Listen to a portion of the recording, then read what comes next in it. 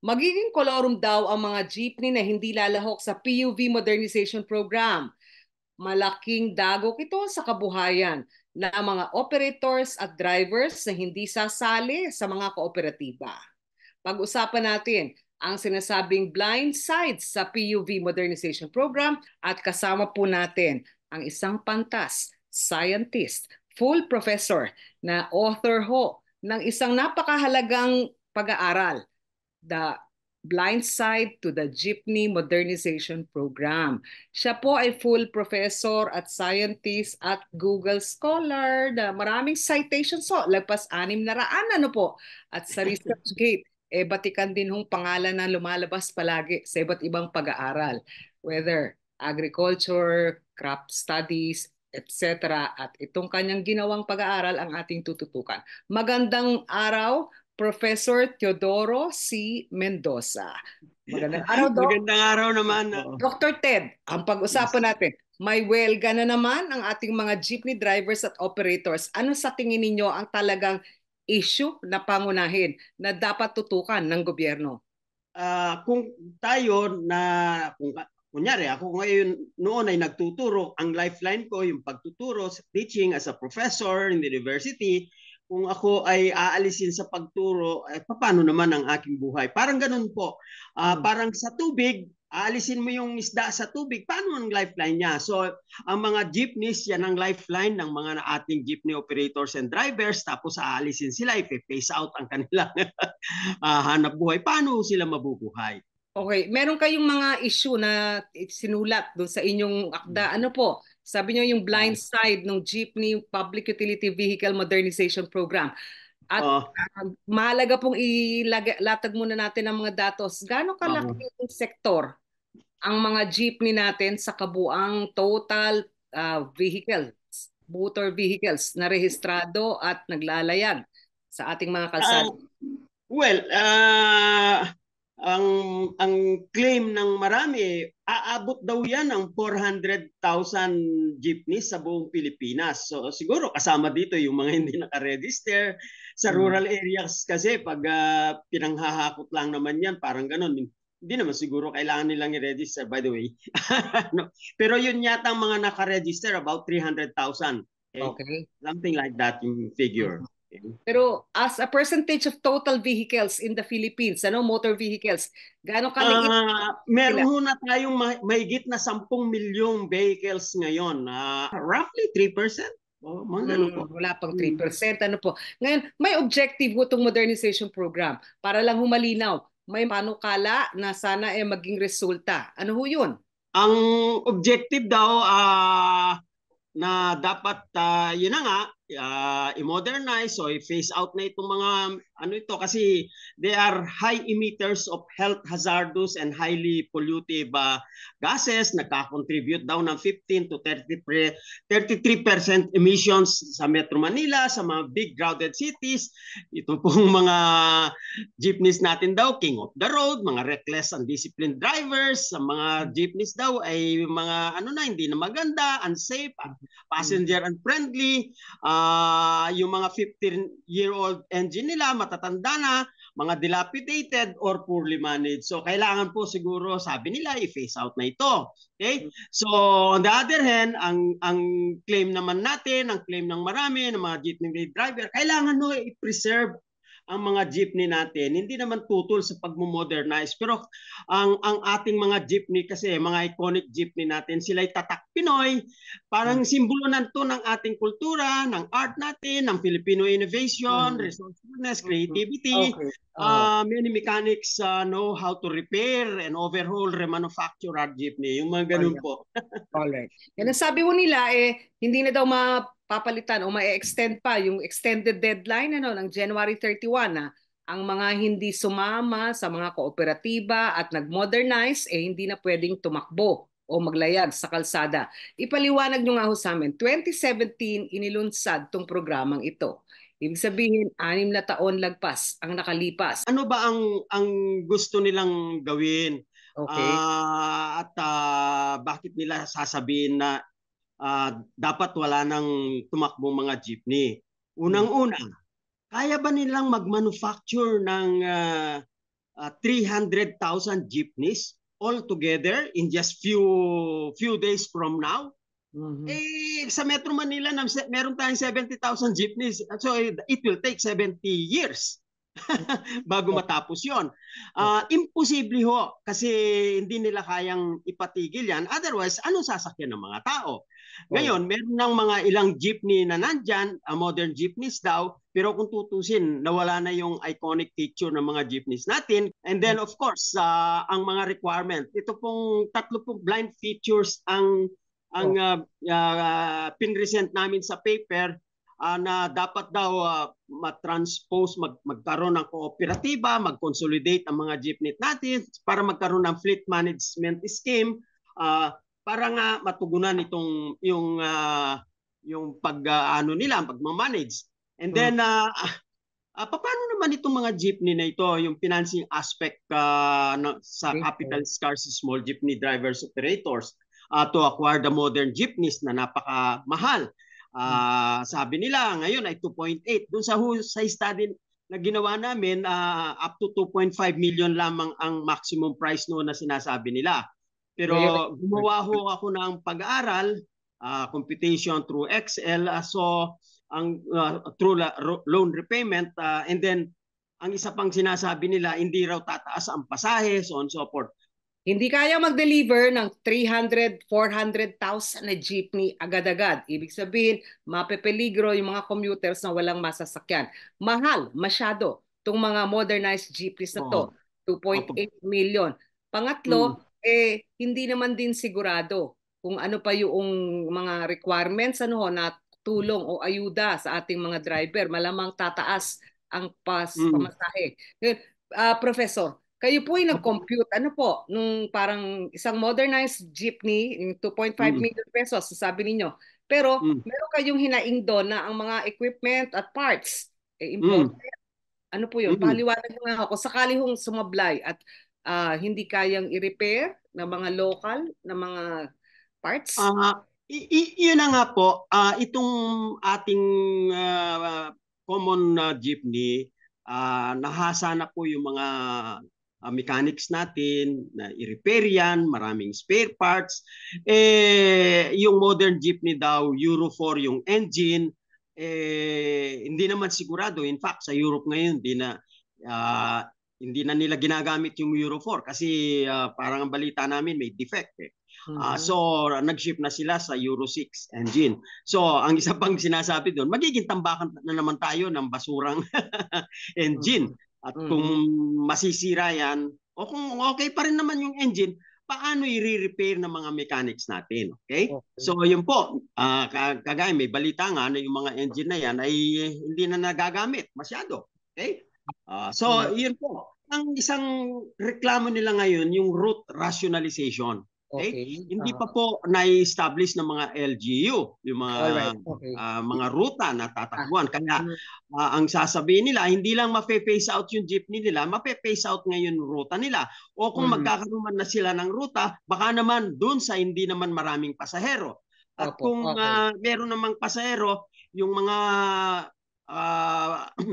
jeepney na sinasabi nila ngayon, hindi na jeepney mga van na mga malalaki na minibus. So, hindi na sila makakadaan. Sa mga probinsya ho, hindi nila kayang gamitin yon. Sa mga bulubundukin, sa mga rough roads, mga gano'n. Hindi mo namin ma-imagine kung paano sila tatakbo. May binanggit din kayo na parang tila ang lifespan ng ganitong mga mini jeepney, modern jeepney na to parang mga 7 taon. Sa estimate niyo ano po. Pero ang babayarang utang, yung kunyari ikaw ay umutang sa bangko at ilinaw natin, may ayuda ang gobyerno na 200,000 pesos yata lang. Pero yung uutangin na 2.5 million pesos, pagdating ng interest, aabot easily yun ng halos 4 na milyon. Ano po? At baka sa taon ng pinaka-short span ng payment period, kaso sira na yung jeepney mo. Yun na nga po, isa pong danger yun, no? Kasi nga, kung hindi alam ng mga mekaniko natin, mag-a-adjust pa ang mga mekaniko natin. Saan sila magte-training sa pagre-repair, sa mga ganon? Okay? Nung mga komplikadong mga makinang yon. Okay? So yun po ang isang kailangan ho kasi ang modernisasyon hindi natin dapat i-import. So isang panawagan namin, kailangan i-localize, kailangan homegrown ang ating modernization. Hindi lamang sa PUV ito, pati na rin sa ating mga ginagawang mga infrastruktura, sa ibang mga sasakyan natin, so on so forth, sa mga makinarya natin. Okay, Doc Ted, inyo pong isang sinabi doon sa pag-aaral ninyo wala ding malinaw na sapat na parking area no ho dahil medyo malalaki tong mga modern jeepney na to. Abay, away kapitbahay ho to madalas ano. Saan mo ipapark yung iyong ganong modern bus jeepney Oo mo? nga po, isa sa requirement nila yung fleet management, kailangan meron kang garage. Okay? Garage. Kaya nga gusto nilang i-kooperatiba para yung co-op daw ang mag-manage, so on so forth. Ang malaking problema, napakamahal ngayon ng lupa. Saan Correct. sila magre-rent ng lupa? Nagagawa sila ng mga garahe. Ganon. So, although, of course, sa mga jeepney natin, kahit na yung mga traditional jeepney natin, yun din ang problema nila. Kung saan-saan din nakaparada, so on so forth. Pero yun ay isa pang malaking problema rin. So lalong lalaki pag itong mga modern jeepneys na ito ang kanilang gusto. Hindi mo kayang alisin lahat yung jeepney ngayon. Kailangan dahan-dahan, slowly, progressive. Dapat may transition. Isang sinabi ninyo na parang problematic talaga, blindsided ang programang ito dun sa impact sa pamasahe. Ba't nyo po Opo. sinasabing tataas ang pamasahe malamang? Sabi ng gobyerno, hindi naman. Yun po siguro ang kanilang ilusyon. Pwedeng sabihin nilang hindi tataas, pero kung talagang ano na ito, simple arithmetic lang naman eh.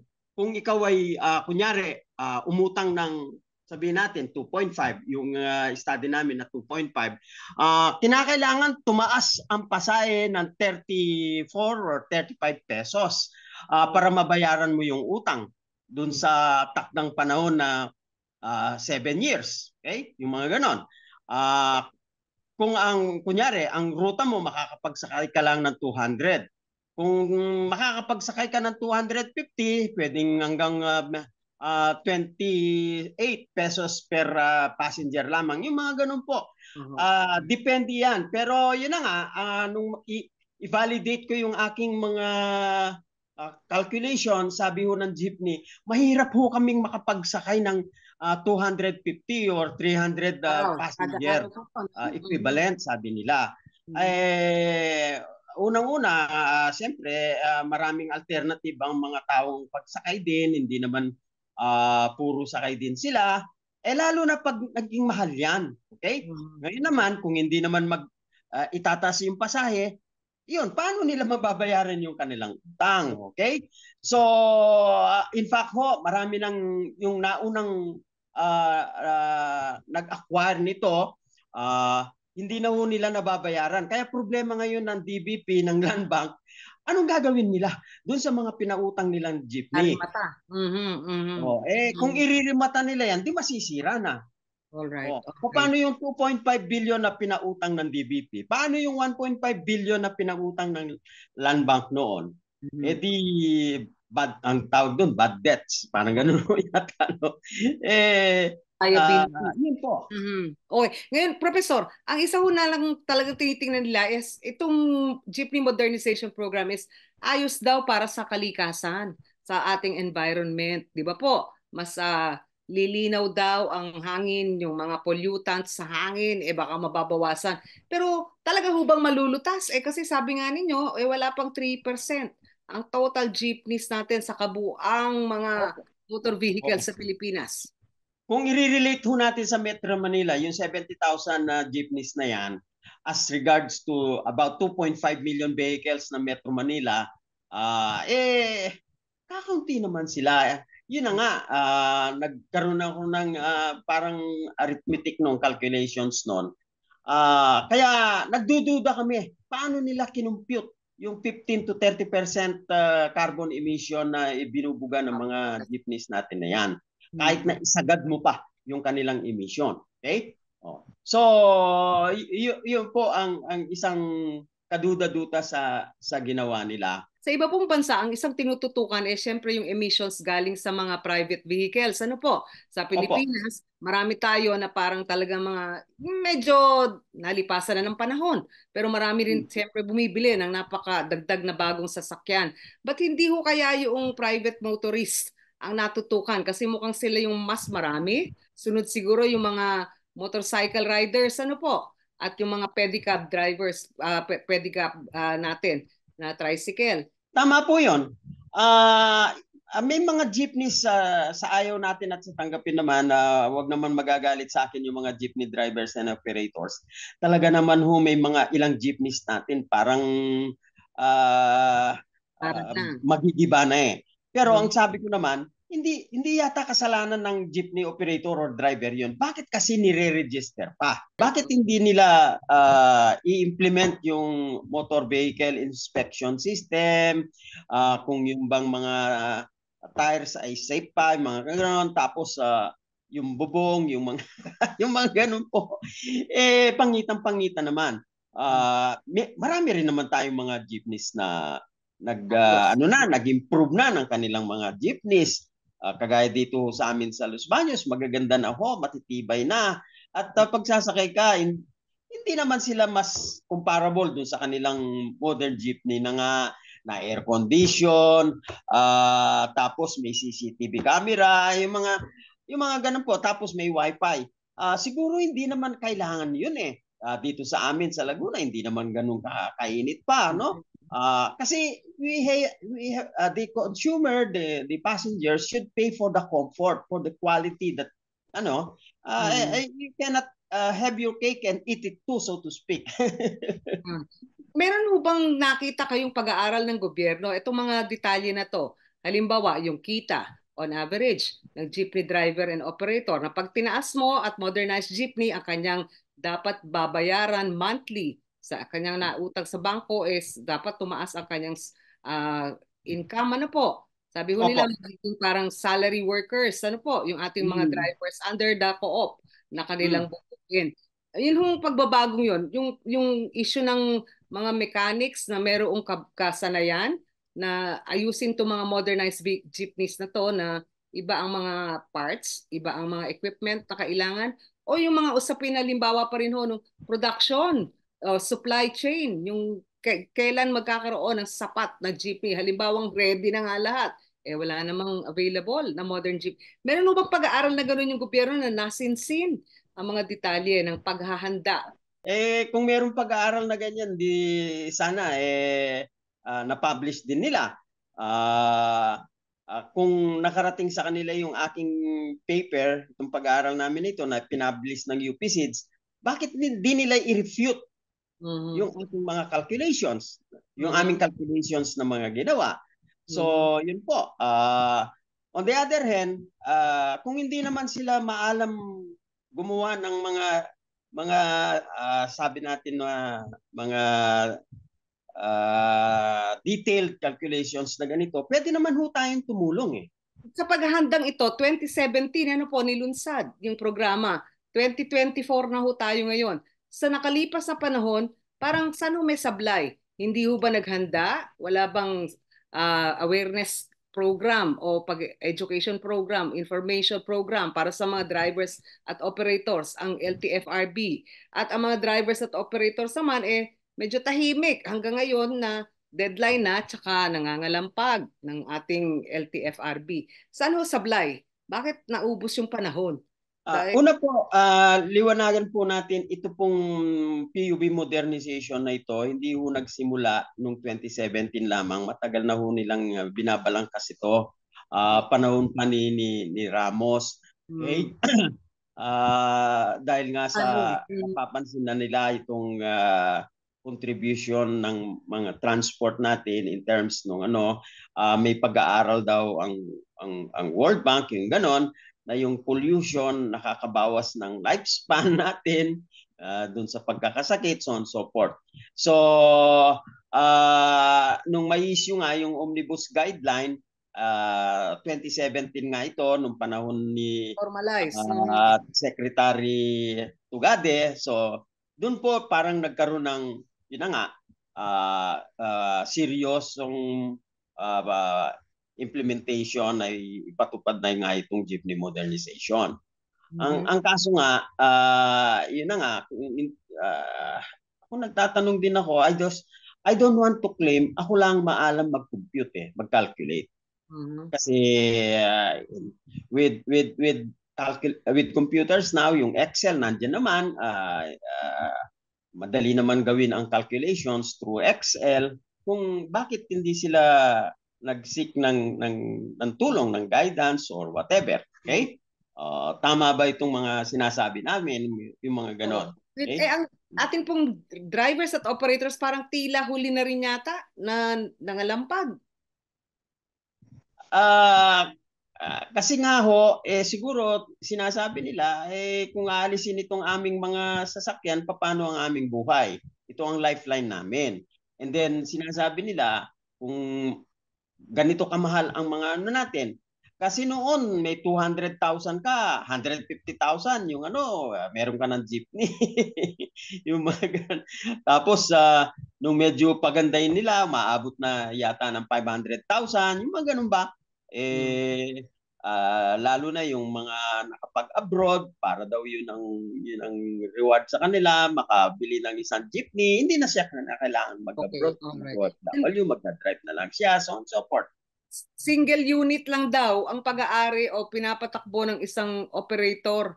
Kasi ito yung mga medyo senior citizens na rin natin no, na ang kabuhayan talaga nakatutok doon lang sa nag-iisang bukod tanging jeepney na kanyang pinundar. So paano sila masusuportahan? Kasi mukhang yung concept ng kooperatiba life-changing setup din yun siguro dito sa mga single unit. Magiging empleyado na lang siya At ang claim nila, since na-lose nila yung ownership, yung jeepney nila, magiging empleyado sila, tapos ang sahod nila ay 700. Hindi daw na nila may pagkakasa yon. Kasi nga, kung sa kanila yung jeepney, tsatsagayin na yan, magtatrabaho siya na ng 12 oras.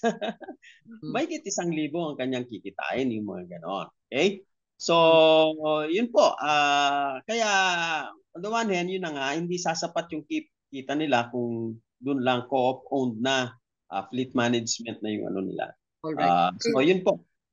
Yung kooperatiba ang sabi ng LTFRB halos lagpas 7 sa bawat 10 driver nag-sign up na.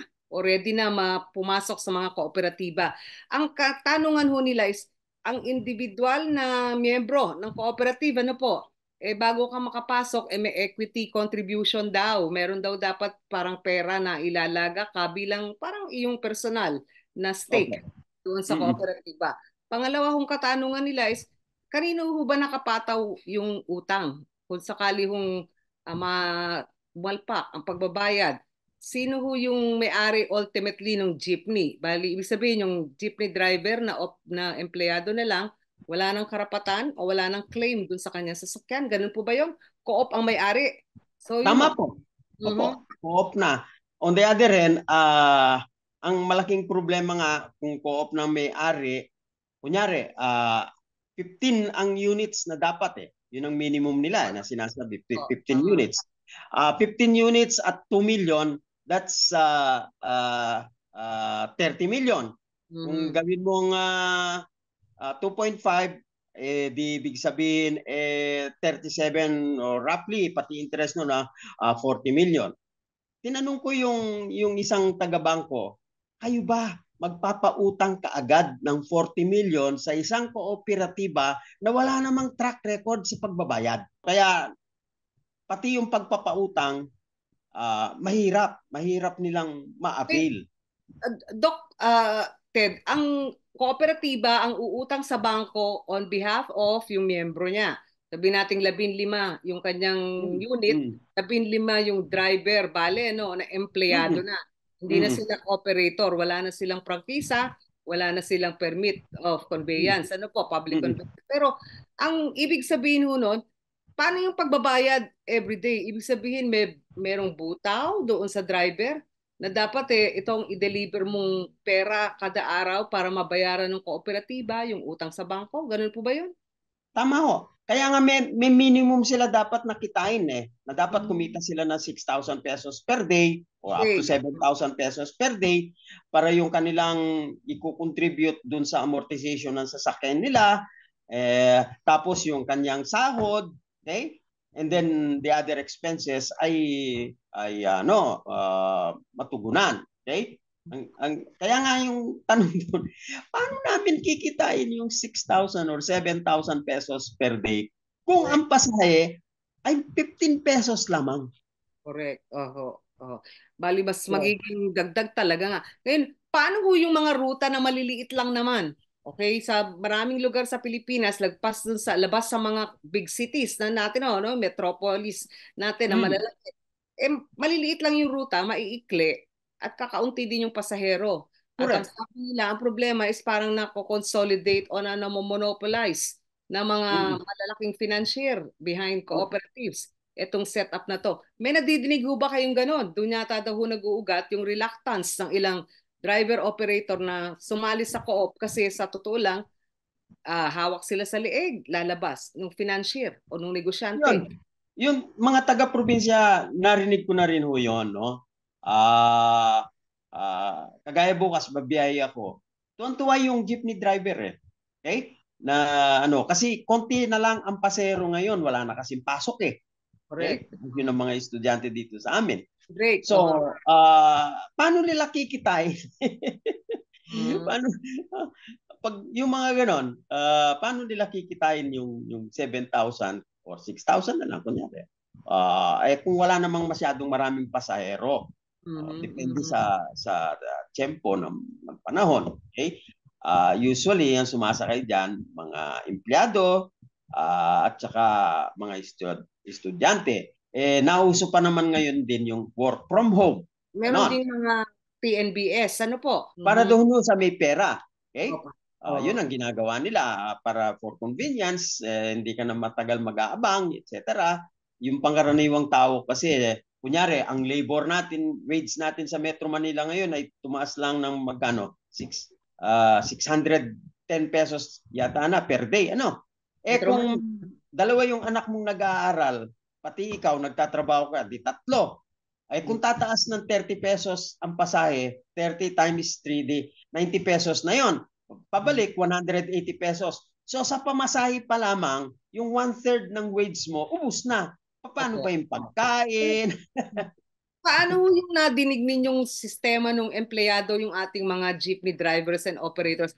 Magkano yung sweldo? Minimum wage ba yan? O depende sa kanilang ihahatag, kanilang output per day? Kasi isa ho yata yan sa hindi pa rin na ipapaliwanag ng husto. Kaya may agam-agam yung ating mga drivers at operators. Ano po? Pangalawa, pagka empleyado, salary. Salary, di ba ho? Merong deductions at source. Mm-mm. SS, Oh. PhilHealth, Mm. Pag-ibig, kung ano-ano Mm. pa, ano po. So, ibig Mm. sabihin, yung sinasabi nating 610 pesos per day, meron pa yung babawas dahil kailangan Mm. mag-contribute sa SSS at PhilHealth at Pag-ibig. Huwag na muna yung Opo. BIR kasi baka hindi pa covered sila. Meron mo bang Mm. malinaw na inalok o paliwanag ang LTFRB sa mga drivers para mawala yung problema na livelihood challenge ho ito? Yan pa ho yata yung blind side, hindi nila tiningnan yung anggulong yon. Yung kikitain ng ng empleyadong driver lamang. Okay? So yun po. Ang isa pang dapat matingnan kaya ang mga drivers natin ay talagang ayaw na ayaw na tapusin, i-phase out na yung kanilang mga economy. Okay. All right. Ngayon, isa pa rin yung problema kung ikaw is empleyado, talagang dapat din numero, ang galaw. Ang ating pong mga jeepney driver, pagka tanghalian, uwi muna sa bahay, papahinga ng konti kung wala masyado pang pasahero. Pero pagka ganitong mga ang driver ay empleyado, syempre merong working hours na specific at fixed. Tama Meron po. Siyempre siguro ang nakikita ko is kailangan naka-uniforme. Ano po? Sabihin, hindi naman uniforme pero polo na medyo Mm. may disente ang dating ng ating mga driver. gagastos pang dagdag yun. Yun ho ba, kasi parang problema ho ito ng hindi lang simpleng challenge yung comfort zone o yung livelihood, pati yung kultura at yung Opo. nakaganahan. Tama po. Okay. So, yun na nga. Kaya medyo komplikado, mahirap itong pinasok nila. Okay? Kung ilalagay ko man yung sarili ko sa ginagawa nila ngayon, talagang hindi madaling trabaho. On the other end, niisip nila, nandun sila, yun ang kanilang employment and they were hired to do the job. Ang kaso nga, silang nataguriang hatchet man. So, yun po, hindi man natin sila dapat sisihin kasi trabaho lang naman, walang personalan, ika nga. Right. Pero yun na nga, kailangan dapat naman maging rational. Right. Kaya nga sa paper namin, dapat magkaroon ng just transition ang programang ito. Pag-aralan kung anong magandang gawin. Kaya nirecommend namin from the short term, medium term to long term, yung ganon. Short term, hayaan muna ang mga dating jeepney natin, baguhin, i-overhaul, i-remanufacture yung engine. Hindi man sila katulad nitong less emitting Euro engine, Euro 5, Euro 6 engine, pero Euro 4 pa rin. So, yun po. And then, yung LPG engine, sabi ng mga engineer, sabi ng mga mekaniko, less pollutant yon. Bakit hindi yun ang gamitin? Kunyari, on the other end, kagaya ng mga dyan sa UP Diliman, yung mga paikot-ikot na yan, short route lamang, pwede na siguro yung mga electric vehicles dyan na maliliit. Ganon.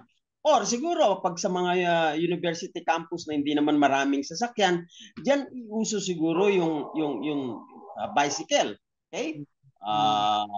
Kagaya sa sa Europe, sa Netherlands, mas marami ang bicycle kaysa tao. Ang ano nila 1.3 bicycle per person. So maraming naka-reserve ng bike sila. So gamitin ho lahat siguro yung pamamaraan para magkaroon ng magandang transport. Kaya nga ang sabi nga nila, kung safe lang yung daan natin, marami daw magbabike. Of course, marami na tayong motorbikes ngayon. Kaso nga lang medyo hindi rin masyadong safe ang mga yon. Kasi nga nag-overtake, nagsisigsag overtaking sila. So, yun po, kailangan siguro kailangan ma-evaluate, mapag-aralan ng gusto ito, at tingnan ang bawat side siguro. Bakit umaayaw ang mga tao? Okay? At sana panawagan natin sa presidente na kailangan sana pinakinggan muna niya yung mga drivers, mga operators. Of course, merong nakapile na temporary restraining order sa Supreme Court. Last week, yung 10 days na para mag-comment ang LTFRB, DOTR dun sa petition na yon. So natapos na yon. So we hope magkaroon na ng desisyon ang Supreme Court dun sa TRO na yan. Ang sabi naman ng DOTR, LTFRB, igagalang namin kung ano man ang maging desisyon ng Supreme Court. Sana po ang Supreme Court mag-issue na siya ng, hindi naman natin pinangungunahan sila, logic dictates na kailangan siguro mag-grant na kaagad ang TRO na ito para naman mawala na yung kaguluhan, yung kagaya niyan, kung mag-i-strike yung jeepney natin, di walang masasakyan yung mga tao, maraming tao. Kaya naman daw ng gobyerno na bigyan sila ng mga truck ba na para pick upin yung mga pasaherong stranded. Ngayon, ang parang pahiwatig ninyo, itong Public Utility Vehicle Modernization Program, hindi pwedeng isa lang natutukan na issue sa gitna ng iba't iba pang issue ng transportation sector natin. Ano po? Parang, so, ibig sabihin, hindi ho ba yun nagkaroon ng kumpletong programa, komprehensibong programa ang ating DOTR na itong PUV modernization kaugnay ng iba pang reforma at inisyatiba sa transport sector? Pagpasok naman itong bagong gobyerno, hindi ko rin maintindihan bakit naman ang Pangulo pinakinggan niya kaagad at nagsalita siya na hanggang January 31. na lang yung ganon taon. So, hindi niya pina-explain ano bang mangyayari sa mga ordinaryong tao na mananakay.